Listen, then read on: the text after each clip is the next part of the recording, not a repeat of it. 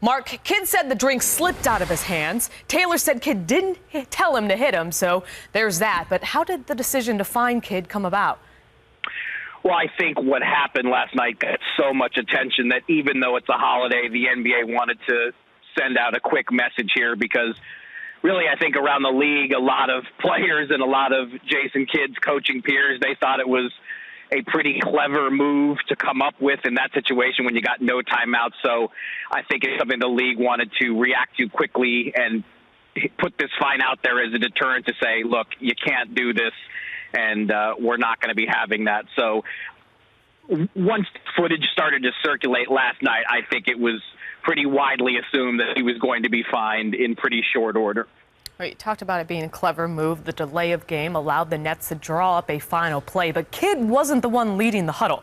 Assistant coach John Welch drew up the final play, and there's been a lot of criticism of Kidd so far this season. He's a brand new head coach. How much control does he have over this team?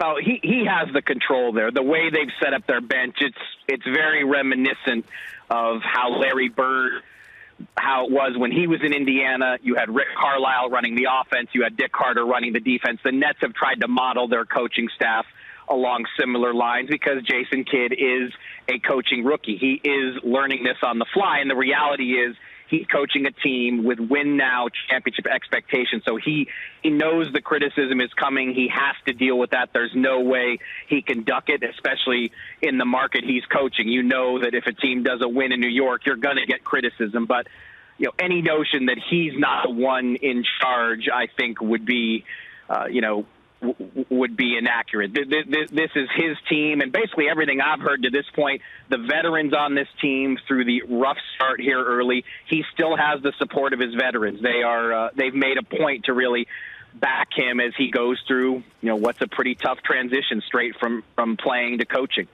Well, if he has full control, how much is he to blame for the 4-11 season so far then?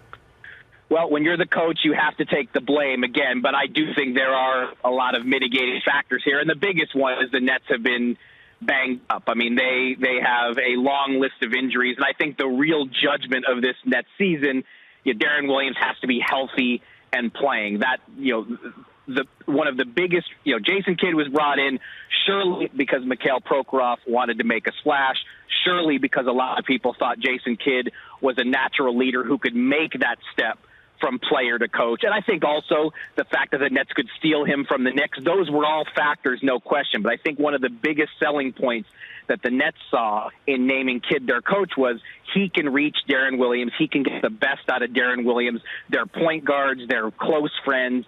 Darren Williams really looked at Jason Kidd as an idol, but Jason Kidd really hasn't been able to coach Darren Williams. He missed a ton of camp. He's missed a ton of time early in the season, and I think it's tough to judge Jason Kidd when the guy who everything is supposed to revolve around there hasn't been there. Well, as you mentioned, Kidd, flashy hire, and this is a team that is expected to win now. So how long of a leash do you think Kidd has? I think he has a much longer leash than probably we feel on the outside. I've been checking on this. We've had other reporters who've checked on it as well, and the consistent message coming out of the Nets is Jason Kidd has the full support of ownership. They knew that there was going to be a steep learning curve for him making this transition. We haven't seen it too often that a guy goes straight from playing to coaching. So I think the Nets knew that there were going to be some bumps, and the reality is, again, they've had so many injuries. You add the injuries to a pretty challenging schedule here early in the season, and the Nets shouldn't have the record they have. They should have a few more wins than they do, but I think Jason Kidd's bosses understand he's been dealt a pretty tough hand here early in the season. Well, the Nets will look for their 5th win when they take on the Rockets on Friday. Marc Stein with the latest on the NBA fining Jason Kidd $50,000 for what is now known as Cupgate.